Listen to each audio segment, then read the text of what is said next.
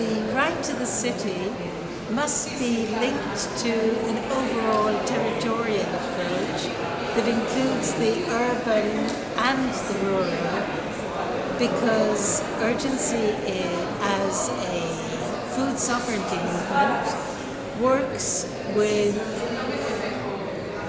producers and consumers working jointly together through solidarity economy. In terms of providing food, a producer will supply a group of consumers in a city generally on an agreed basis where the consumers are committed to share the risks and the benefits of the producer's work and harvest.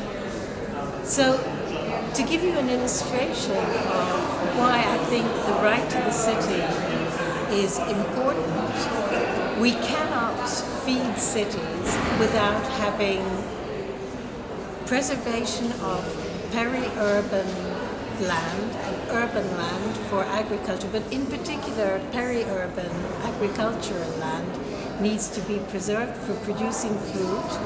We have a certain number of tools for doing this, such as the voluntary guidelines on the governance of land tenure for land fisheries and forests. We also have the methodology for doing this through community-supported agriculture and farmers' markets and farmers' shops in cities. So I think that the illustrations were, for example, in Beijing, in China, the farmers in the community-supported agriculture are bringing their produce into the cities collectively, into Beijing, would be an example. This is absolutely the same whether it's Beijing or Bordeaux or wherever.